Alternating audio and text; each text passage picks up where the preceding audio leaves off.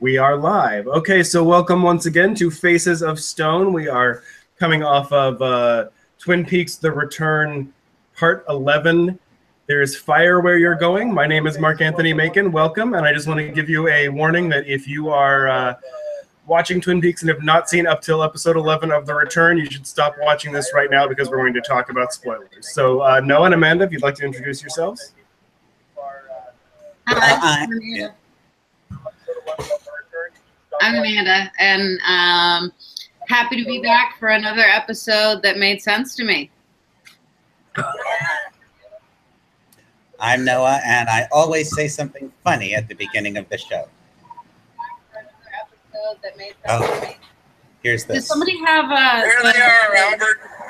Yeah. Faces of Stone. All right.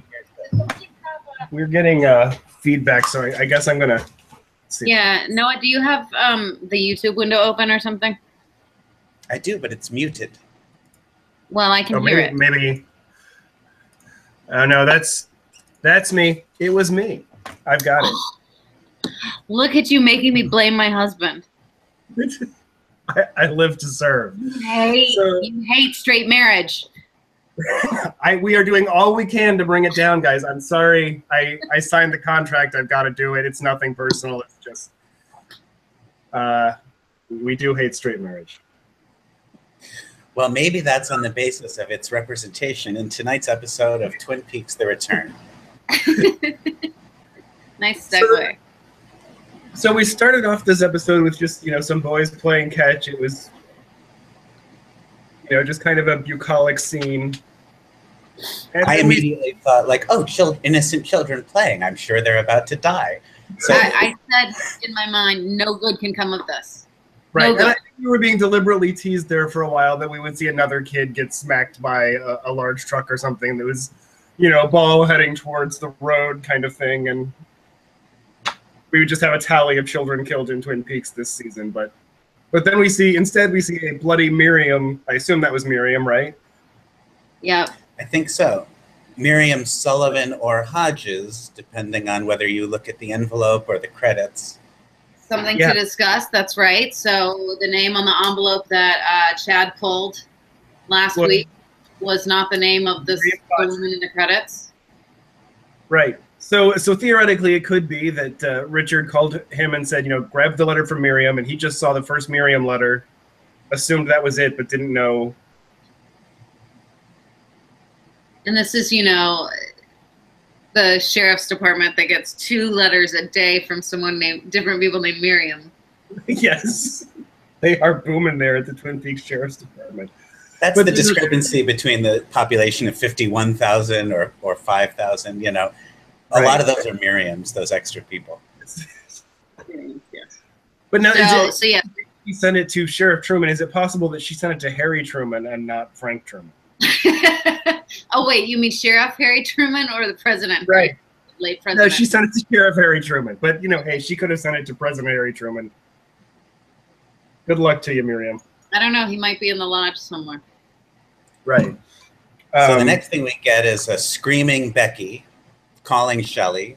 The car, it's Steven, and we go to a fat truck trailer park nightmare. Wait, can we stop for a second? I want to go back to Miriam. What do you think she knows about Richard, besides the fact that he's just a dick and he steals stuff? Is it drug related? How has she been involved in his life so far? Like, why are they connected? It seems an odd pairing. It does seem. I mean, other than the fact that it's just a small town and everyone knows who everyone else is. But he knows exactly where she lives. I mean, I guess he could have found out somehow, but. I guess it seems like she's helped him in some way or something. Anyway, I don't know. Yeah. So she comes crawling out of the woods, and poor traumatized kid is like, do I help, or is this the thing of my nightmares, this bloody thing crawling towards me, heaving? Right. Because in the chat we have Alexander Lawrence asking, who's the bigger airhead, Candy or Dougie? And I think it's clearly Dougie, if you're asking me.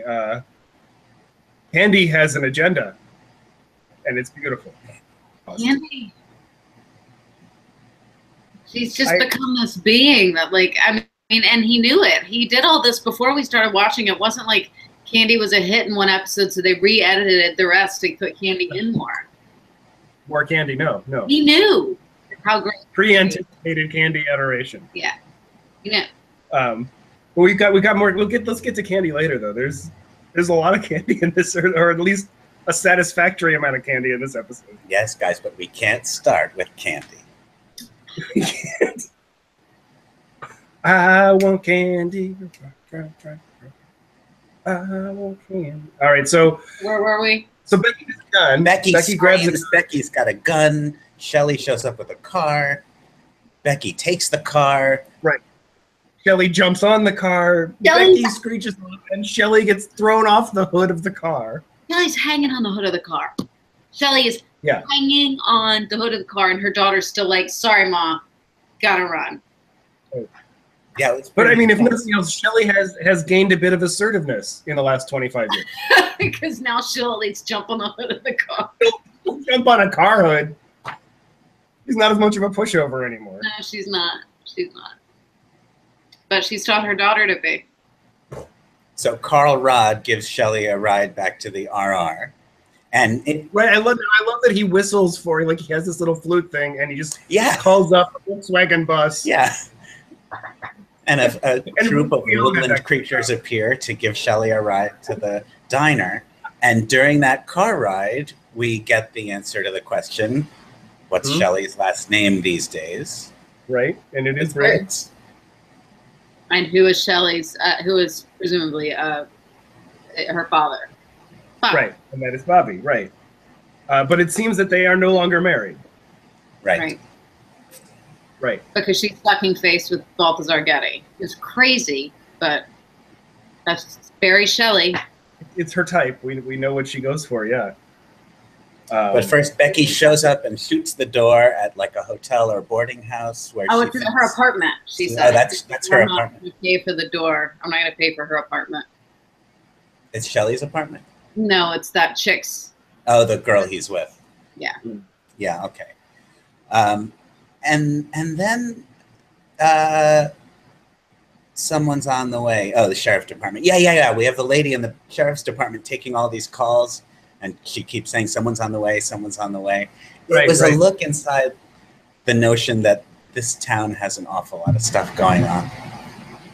Yeah, and I think that's Twin Peaks in the original series. While there was a lot of kind of like undercurrent of underworld activity and drugs and prostitution and bad stuff, it seems like that has gotten exponentially worse since in the last 25 years. That Twin Peaks is a pretty seedy place these days, and that they've got a lot of crime going on all the time. I think you're right, but I also think that she was answering the call about the gunshot that had gone off in that apartment complex over and over and over again. I don't think it was so many different crimes that she was answering on. It was everyone. The apartment complex was calling to report the gunshots. But I do think Twin Peaks has become a lot more drug-addled. Maybe not. I don't know. They were like so full of cocaine. Their quarterback was, dealing cocaine. And the Renaults were peddling girls to the perfume counter, and so it has always been a pretty black place, despite the Douglas firs. Dougie firs. For Dougie, yes, sir. So now we cut to Buckhorn, South Dakota, to the site. Gordon and Albert and Tammy and Diane and Detective Mackley with Hastings in custody. They all show up. We're immediately aware of electricity buzzing, fleeting glimpses of woodsmen lurking around the area. Gordon seems to experience some kind of sky vortex that only he can see, but Albert pulls him back from it just after he's seen a vision of some woodsmen standing on a staircase.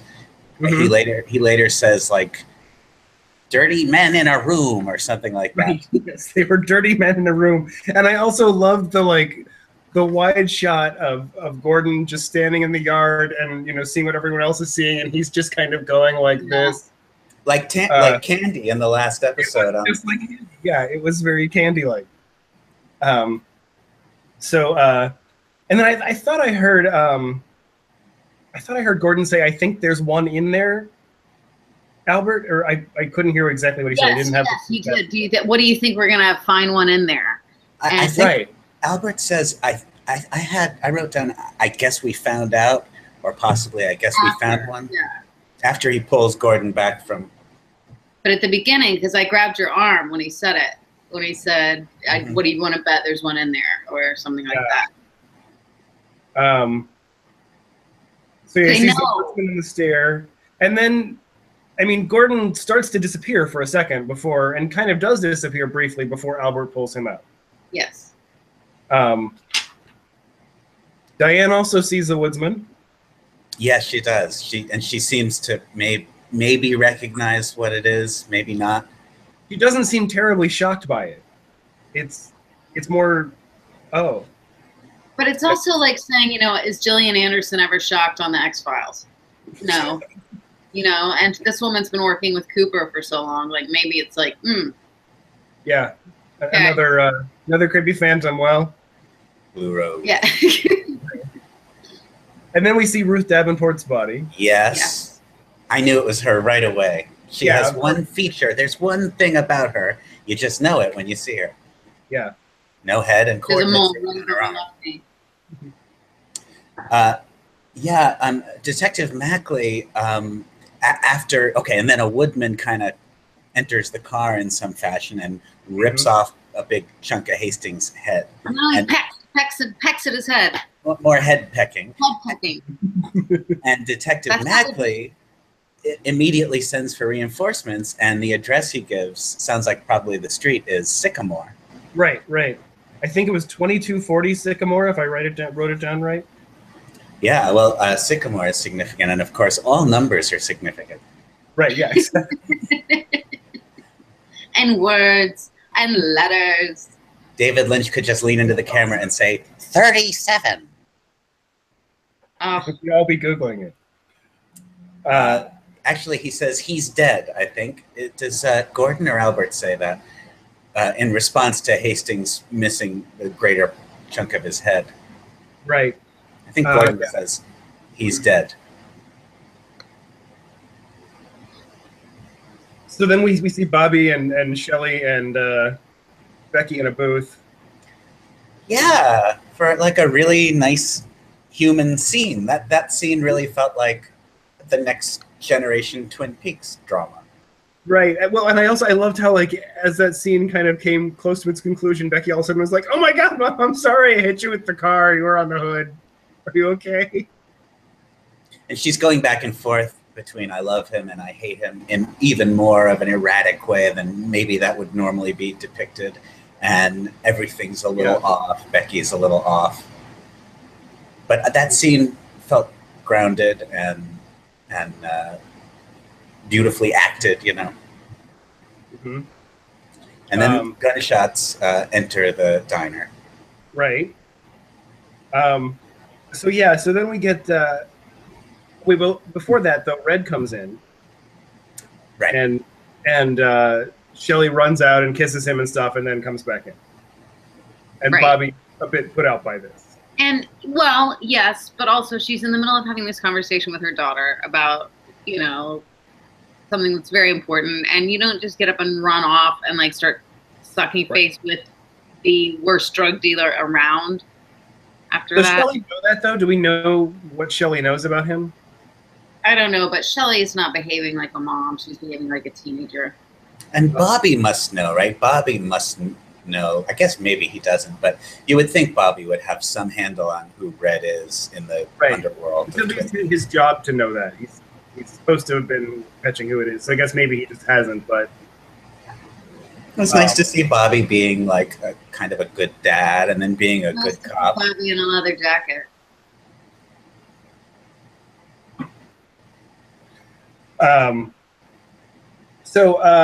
But the gun goes off, or the gun goes through the window, and then there's this honking lady Oh my god, I totally forgot about this until he started talking again. Oh, this is. So there's a kid that, you know, shot the gun off in the car, in the van. He's dressed exactly like his dad. Neither one of them care that it happened. Clearly. No, they're just completely idle and not in any way phased. And this woman starts to go crazy, and Bobby goes to tell her to stop honking her horn, and her daughter goes all PC on us. Her son? On his way to the van, Bobby runs into Jesse, who says something about Big Ed's gas farm. Yeah, he said he just got back from Big Ed's gas farm, right? And he I think it's the first. And what? And he heard the shots. Oh, okay. Oh, okay, so let's talk about this kid. So yeah, so this kid just, you know, some kind of like, I don't know, it looked to me like a grayish green liquid was coming out of its mouth. Yeah, the girl in the lady's seat, the lady's screaming at Bobby, and then she says, she's sick. And then this girl who looks kind of slimy and fetal in a way. She floats. She floats on the chair. She levitates. She's doing a kind of float. Bobby. And she's puking. It's not even puking, it's oozing. It's just oozing out of her. And her eyes are oozing, I think. It's horrible. Right. Like Linda Blair. And the woman in the front seat is helpfully going, ah, ah, ah. What would you do? For a length of time that can only be called David Lynch. Right. So after that, we get Hawk with a map. Yeah, to Jack Rabbit's palace. I wonder, is this the map that is mentioned in the Secret History of Twin Peaks? There was a map that was, you know, supposed to have been passed down that Lewis and Clark saw, and I didn't finish it, so I don't know. It seems to fit. It could fit that description. I don't know. Yeah, I also have to confess to only having flipped through the Secret History and landed in places and read a few pages. I don't remember that and probably didn't read it. But yeah, it seems like Hawk says it's an old map it continually renews itself. You know, it's a living thing. It's a living thing. So there's black corn and black fire. He points out. Yeah. Right. He says it's not really fire. It's more like what we think of as electricity. Right. And corn represents fertility, but diseased or unnatural. And Truman asks him about the symbol that he recognizes from Major Briggs' little tube. Right. And Frank, says, you never want to know about that. You don't ever want to know about that. Yes. What? So as we know, that is the symbol that Mr. C had on a card that he showed to Daria before he killed her. And that same basic image was on the sheet that Major Briggs left for them, the little humming vial thing. Yep. Yeah, and it may or may not have some connection to the head of the mother/experiment. Right.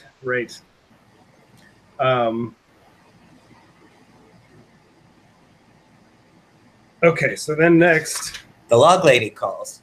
The log lady calls again and says you found something. And asks what he found. Says, I can't tell you, Margaret. I can't tell you, right? Which, man. It seemed so human. It seemed to make Margaret so human. She seemed to be trying to find something to hang on to, and she realizes, like, I may be making all this up because I knew what was going on with her, but I see her as, like, she realizes she's coming to the end of the time where she can provide information, and when that time comes, it's time for her to go. And, like, that he's going into the fire is another sign that she's done with her time, because her log is afraid of the fire. And it's like making me choked up. It's really sad. So that if she, you know, once he goes in the fire, she can't follow on her time helping. And it's done. And I saw that this humanity today that really moved me, whether it was there or not intentionally. I mean, she says my log is afraid of fire. I mean, I think that there definitely is a I can't continue where you're going thing happening there, and it was really touching. And I've loved seeing Margaret and Hawk have this phone relationship for the duration of this series. Like and I love how tender he is with her. Yes. And then all he says is "Thank you, Margaret," and "Yes, Margaret," and it's just so. They really they used her very well and did not exploit her, but no, exploit herself. She just made it part of her character, and it worked, and that's why, because it's real. It's just good. And it's a very brave thing for an actor to do as well. So, yeah. You know, she did something notable with that, and it's turned out to be a great asset to the series. So, kudos to her for being willing to do that. Yeah. Then we cut to the shaking hand of Gordon Cole. Yes. Right. So his hand is shaking. They've got the picture of Ruth's coordinates on her arm. Some of them are blurred out. The last ones are blurred out. Diane seems to be mouthing them. Like she's trying to memorize them? I don't know. Yeah, like either she's trying to remember them or if she already knows them, possibly. No, she's trying to remember them so she can send them to whoever she's talking to. Jeffries, I guess, is what that's who it's got to. Right? She's going to send that. I mean, is that who? Because, I mean, certainly Cooper sent that same text. But you're right. A different format. Everything was different. It's going through somebody. Right. Well, and didn't they?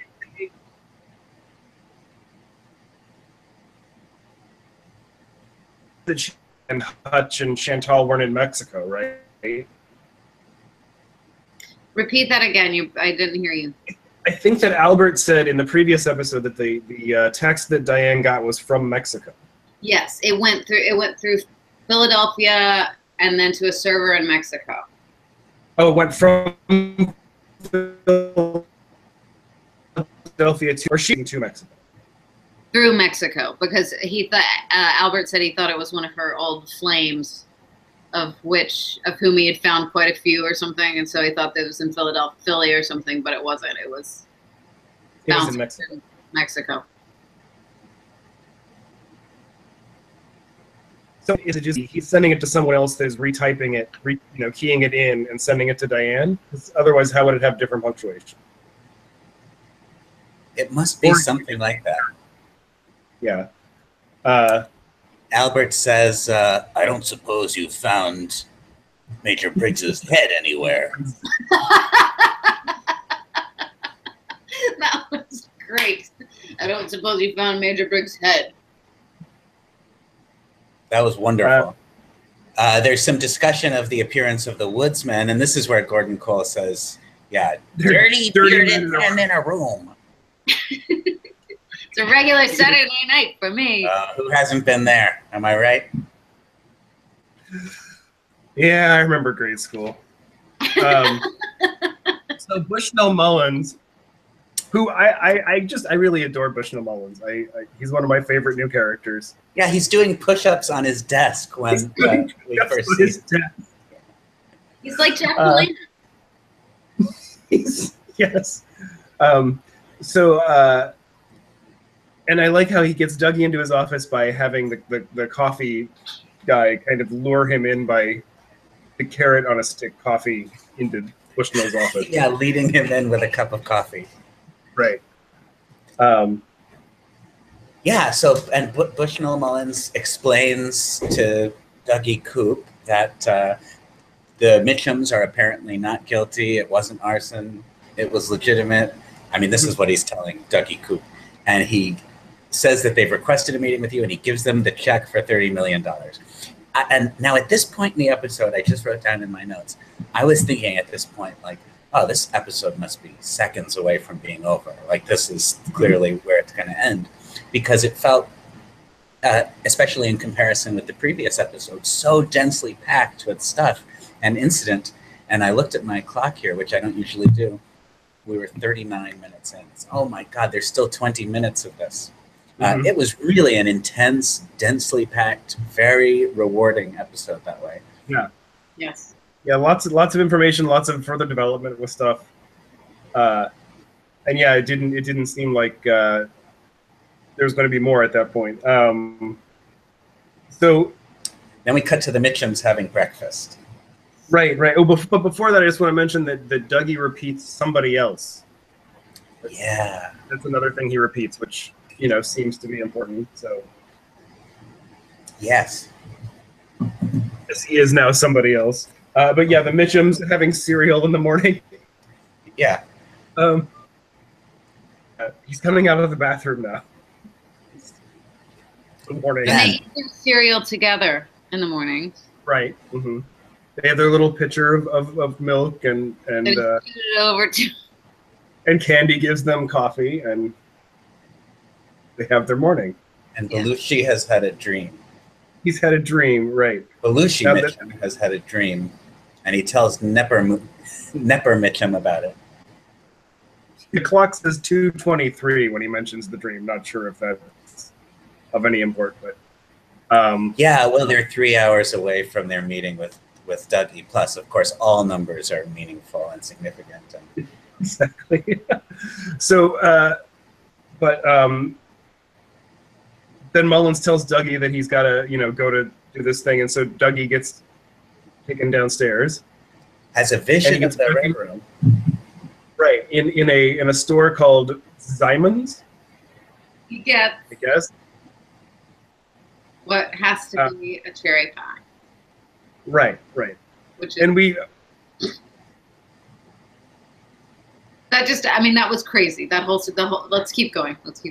Yes. Well, this store, okay, he gets a cherry pie in a ridiculously large conveyance. Like, why? So is it that the vision of the Red Room and Mike somehow provides him with the cherry pie, which will be the instrument of his salvation in accordance with Belushi's dream? I think that's the idea, is that the Red Room or Mike / Philip Gerard is trying to give him a way out, is aiding him in that way. So that's kind of some spiritual help he's getting in that sense. Otherwise, if he hadn't had it, he would have died. So yeah, getting help. But the appearance of the Red Room does correspond directly to that cherry pie. Yes. In the same way that the evolution of the arm popping out of the pavement told him to squeeze Ike's hand off and save himself in that mess. Yeah. And he really only squeezed Ike's palm off, so he's still not very good at following directions, but I guess enough to stay alive. Listen, I've squeezed my palm off plenty of times. It's fault in there. In my dream, your candy cut was healed is also just something that I'm really happy was said on screen finally. Yeah. How could that be? In my dream, your candy cut was healed. It's so interesting because usually it's, Coop, who's been having these dreams for, 25 years or whatever. Right. And he says, in my dream, you were wearing a this. And in my dream, you were this. Now it's somebody else. And Dougie's involved. And Dougie's part of the dream. And in my dream, he was carrying this box, And in my dream, and, it makes me wonder, did Belushi's dream have, a giant in it? Or, did it have any of the same qualities as Cooper's kind of dreams? Or is it the return of a familiar device whereby the spiritual forces that inhabit the Red Room and the lodges have the ability to plant dreams in people's heads that influence their lives? Yeah, I think it's certainly that too.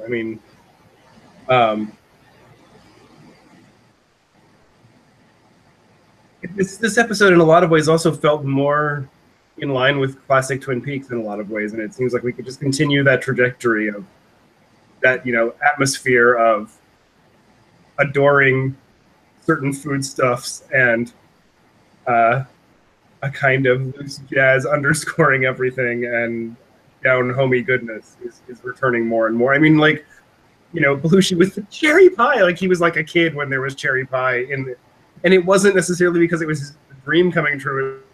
Fucking pie there. He really wanted to have some cherry pie. So funny when he goes, one thing. There's got to be one thing in that box. this one specific thing, we cannot kill him. And he goes, okay, what's the thing? All right. Had it not been cherry pie, had we been watching and it had been anything other than cherry pie, they would have killed him. is there anything else you would have accepted? You mean as a twist in the story? You mean, is there anything else it could have been? Somehow saved Dougie's life because he happened to get it from Simon's.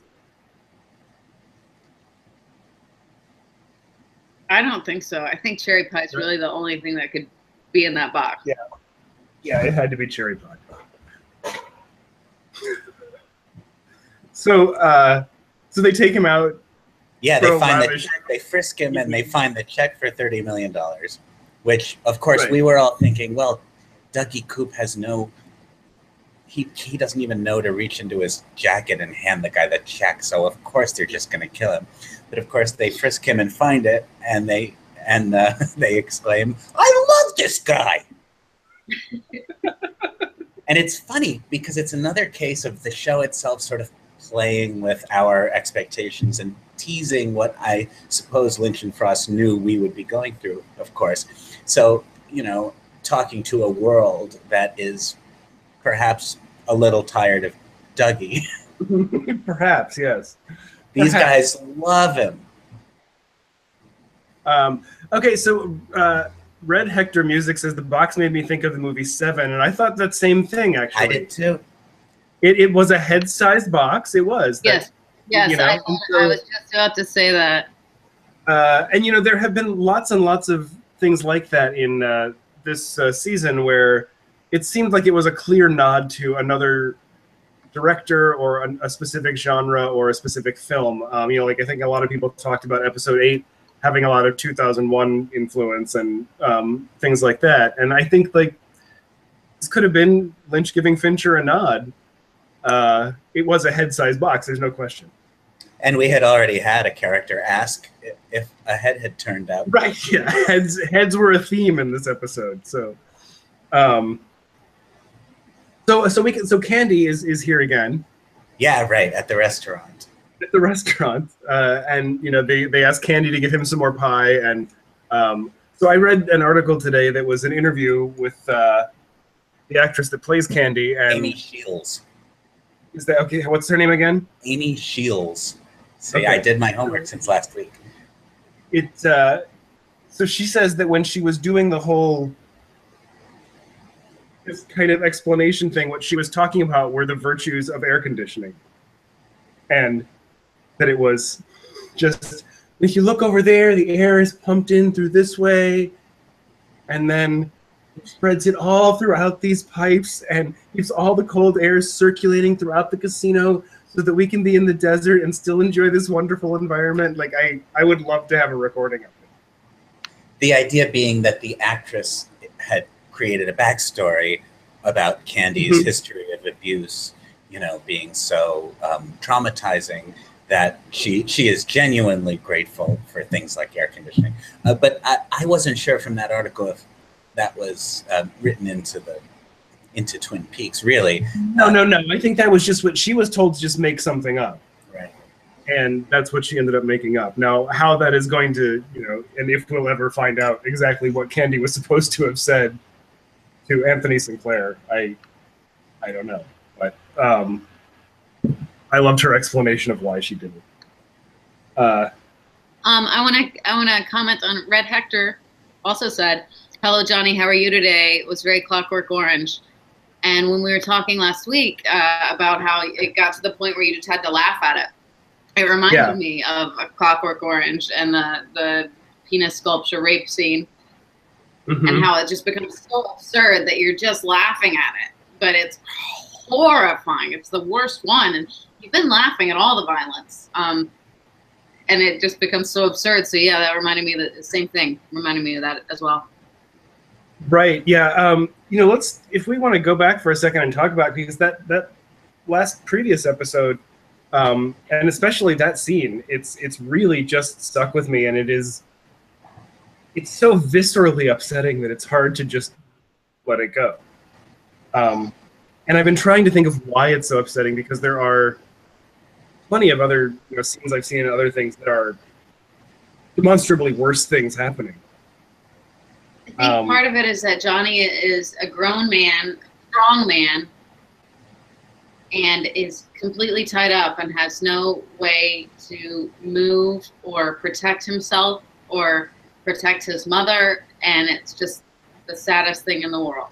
That he's a grown man and yet helpless, and that I think we're trained almost to see that. It just be very sad about that. But plus, horrific violence and abuse is always disturbing, but when it's like his grandmother, that makes it so much worse. And the things he's saying to her, and she's his grandmother. She's also a character from the old series who we never quite got to know.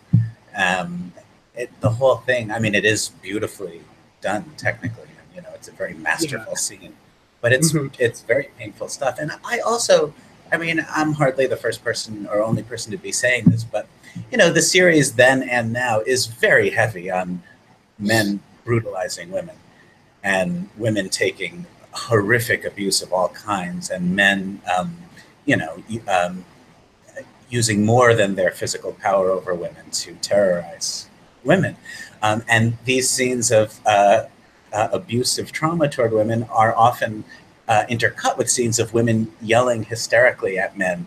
In this episode, the woman with the car with the gun that goes off by accident, yelling at her husband. And then we go right from her to another woman yelling hysterically at Bobby.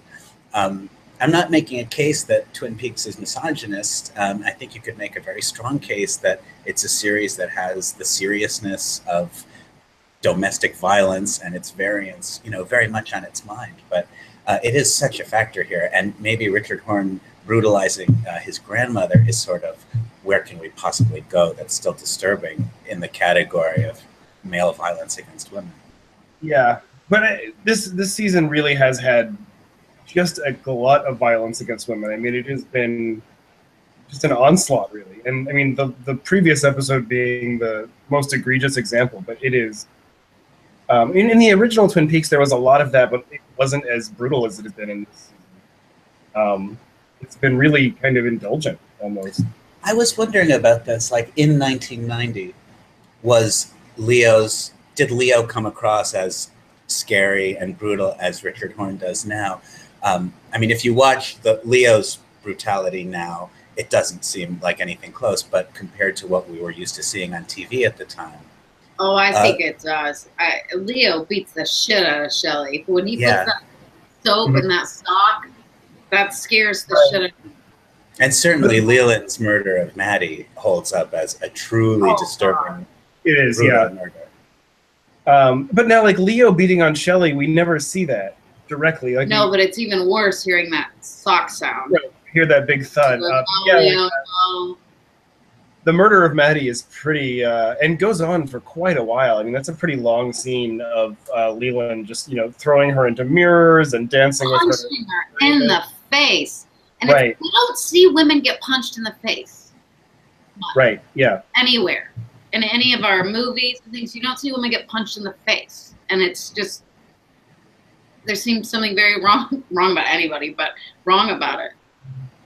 And there's been several examples of that in the new Twin Peaks. There's, I mean, we have Miriam got, beat up. We have the Tracy girl in the box room. There's Ruth Davenport, which I guess happened off screen. Sylvia Horne. Yeah. So it's been, maybe not every single episode, but almost there has been some kind of violence against women. And of course, we pass through the face of Laura Palmer every episode. Right. Hanging a shroud of domestic violence over the contemplating face of Laura Palmer in the clouds of the misty Laura.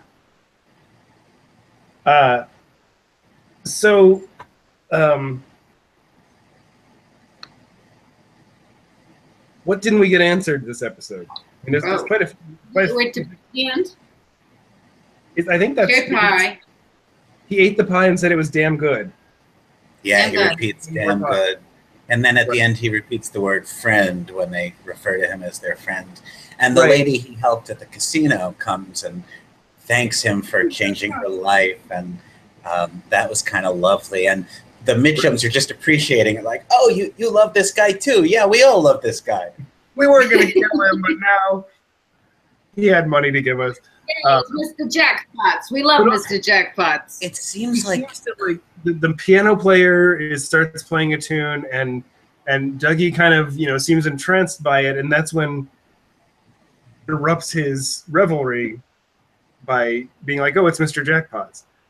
But what was the song that was playing? Because I don't know. I was sitting there listening to it, and I thought this sounds familiar.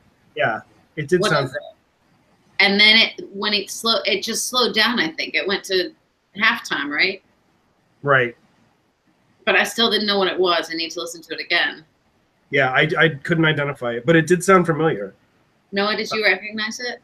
No, I didn't recognize it. But yes, it had an abrupt change of mood and tempo, which seemed to correspond with a moment where we all thought, well, I'm sure this isn't going to bring Cooper back. But he had a response to that music. And I didn't see any credit for that song either, so I may have just missed it. But I did see that the once again they used the Threnody for the victims of Hiroshima. Oh, did they? Well, yeah. So what scene do you think that was in? I couldn't think back to where I thought that was. Like maybe the scene where Gordon was doing the vortex thing. Yeah, maybe it was referenced. Yeah, that's interesting. It certainly wasn't the whole piece, but if they used part of it. Yeah, that's very interesting. Mm-hmm. Yeah, in a way it was a challenging episode, partly because there was so much incident in it, and there was so much happening. But also it felt like, in the previous episode, in part 10, the log lady said, now it all comes rushing out like a river. This is it. The circle is almost complete. And I thought, oh, maybe that means we're heading into a sort of gathering climactic momentum now. And this episode really felt that way. It feels like everything is very high stakes. It feels like we could lose any character at any moment.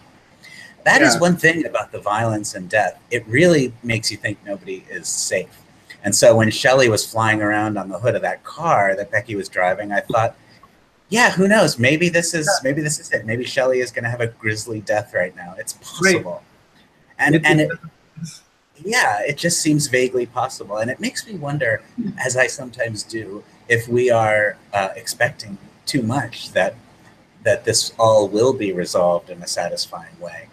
Like, I'm sure a lot of our questions will be answered and a lot of the narrative questions will be addressed. But I don't know. This is the show that let it go for 25 years, where in the last episode, their hero is possessed by the villain, and then made a movie in between that didn't really address it. So I've been bracing myself for not being satisfied in some significant way. I think that has to be the case. I think that we will, no matter how much Twin Peaks is ultimately made before, Lynch and Frost either decide to stop doing it or die, there will always be threads left open. That's kind of what makes it what it is, right? If everything got tied up, we would be like, well, they've not created a world where it's possible to tie everything up. Right. There are multiple tie-ups for each thing, and they could all be infinite possibilities, and I don't know, there's no way it could all neatly fit together. We wouldn't like it. We wouldn't want it. It wouldn't be Twin Peaks. But I don't want to be left with all the old questions and plus a whole set of new questions about all these new people. I don't think that's what's going to happen. I think that the new people are going to start to complement the old people a little bit more. Maybe this conversation is a good prelude to getting into our prediction segment for this week. Okay. Feces of Stone. So my prediction from last week was totally off. We saw no Audrey this week. Marc-Anthony predicted we would see Audrey this week. No Audrey. We got no. And as we say every week, these predictions are not really things we think are going to happen because who the hell knows? They're just things to talk about. We did not see Audrey. Last week, Amanda Sisk predicted that the fingerprints on the coffee cup collected from Dougie 2 episodes ago would lead the FBI to Dougie. Hasn't happened yet, but something like that ought to happen. Yeah, fairly soon. If I ran the zoo.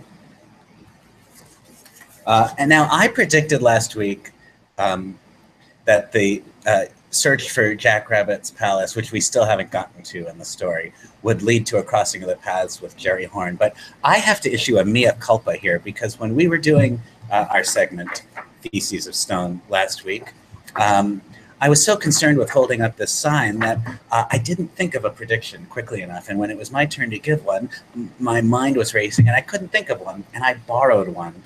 I have to give credit to the Idle Thumbs guys, Chris and Jake. They were the first to advance the theory that maybe Jackrabbit's Palace and Jerry Horn were going to intersect. So that was a stolen joke, friends, and I apologize. And I love the Idle Thumbs podcast, and we love the Vlog Lady, and we love Cameron at Obnoxious and Anonymous, and we love The Gifted and the Damned, and so many people are talking about this show that inevitably it all becomes part of the mystery. So what are our predictions for this week? Okay. Am I allowed to keep my prediction from last week and bump it forward, or do you have to take a week off and then come back? I think if by unanimous vote you can repeat a prediction, I'm willing to let it go. What do you think, Mark-Anthony? I'll let this one slide this time. All right. So if I vote for myself, I can do the same one, but if I vote against myself, I can't do the same one. Exactly. Okay, can you come back to me? Yeah. What do you got, Mr. Macon? I would like to have my same prediction as last week. Okay. And so you shall.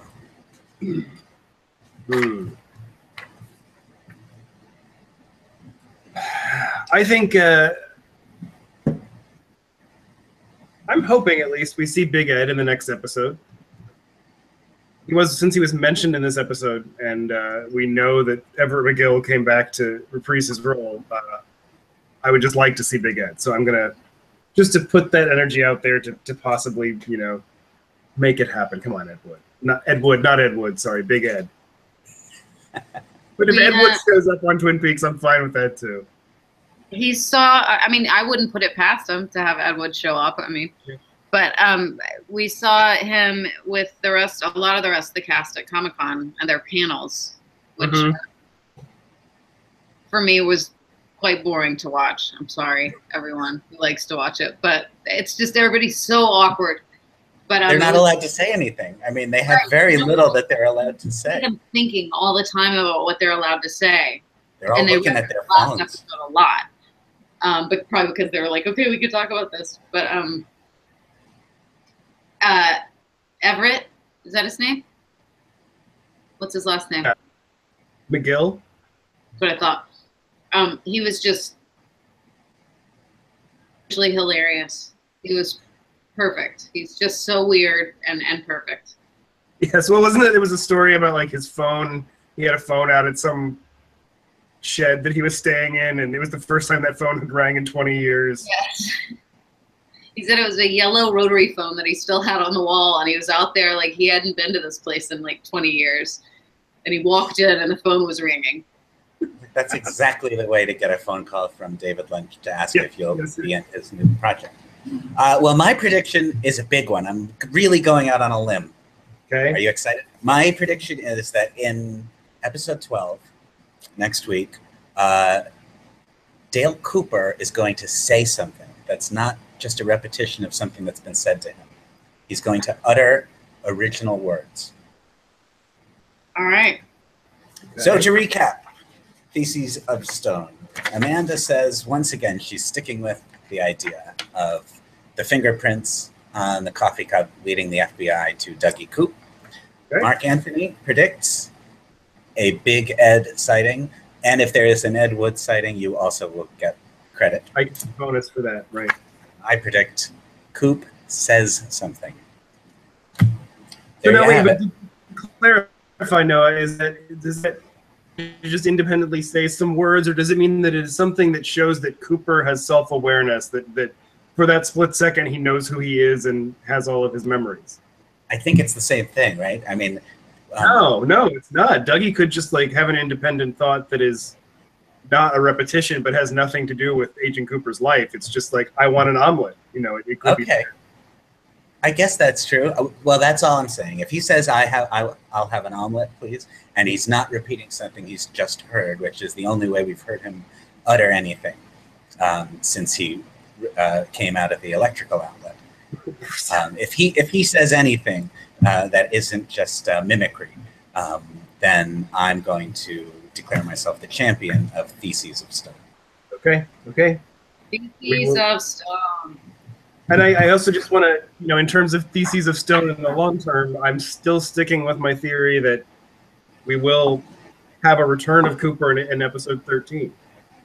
Yeah, that's one of your long-term predictions. Yeah. Episode 13, when we're getting pretty close to it. It could be 315 episode, you know, season 3, episode 15. If yes. It's a number thing. What I was thinking is, you know, one of the times that we really felt like Dale Cooper had returned was when Ike the Spike attacked him, and he just flew into action, and he seemed to have, you know, all the self-defense training you would imagine Dale Cooper, the special agent, would have. And so that made me think, okay, maybe when he's in immediate peril, the old instincts come back. And so when he's on his way to this encounter with the Mitchums in tonight's episode, I thought, oh, maybe it'll be like that. They decide, they shoot him, but his amazing FBI skills kick in, and he says something like, "I'm Dale Cooper." That's what I was thinking, and that would fulfill my prediction if it happened in the next episode. So, but speaking of Cooper, though, we didn't see any evil Coop. We saw no Mr. C this time. Right. And, you know, where do we assume he was headed? Because he still doesn't have the coordinates he wanted, right? No, but Diane might be getting them. Yeah. The last 3 numbers are smudged, he said. Right. So she might be able to get most of them, but not all of them. Yeah. And I really just don't want to believe that Diane is evil. I'm hoping that she thinks she's talking to someone else, or is talking to someone else, and is not. And I don't think she's evil. I think, you know, it's like we were saying, she has to do this thing. You know, if she's doing something for Mr. C, it's because she has to. She feels, but I don't know.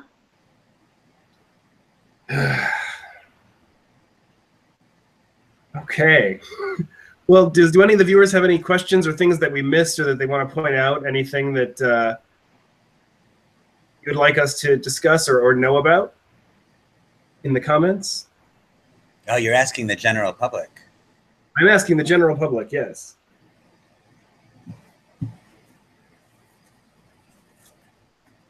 Nope.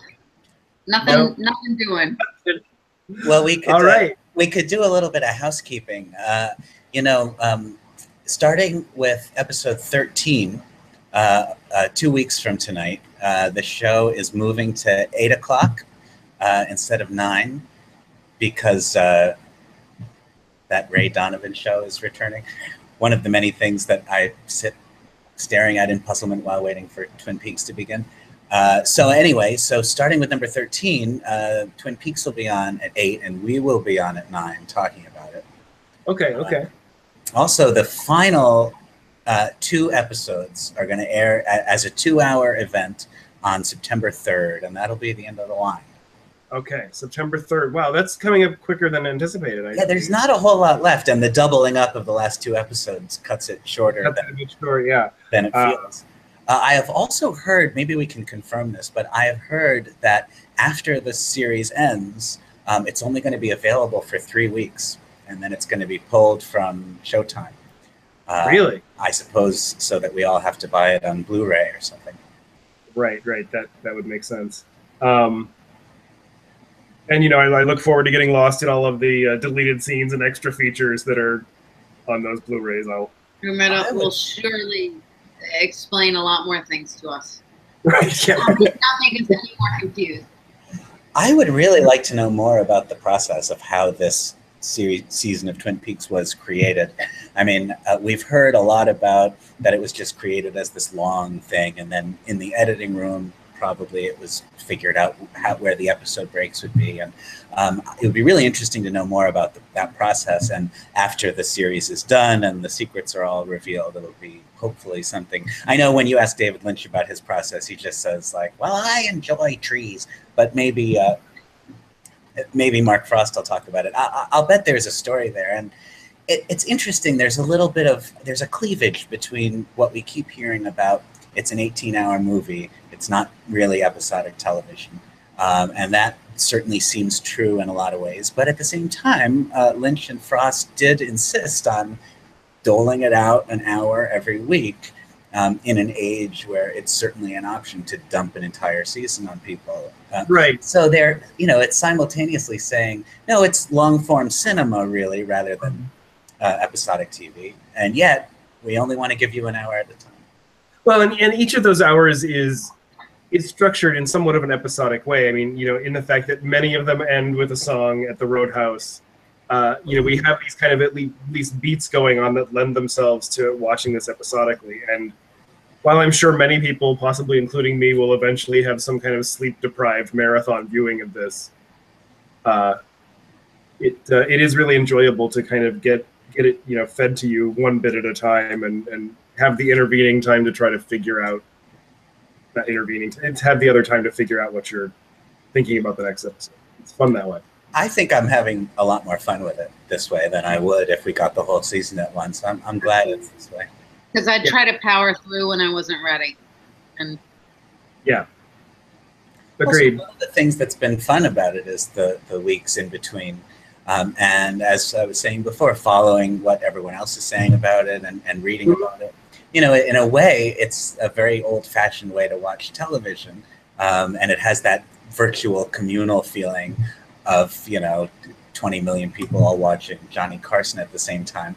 Like that we are part of a large group of people all over the world having the same experience. And yet aided and abetted by all of our, modern ways of keeping in touch with each other and obsessing about it. That part of it's been really nice. I think especially for those of us for whom it's a novelty to be interested in something that's currently popular and happening. Yes.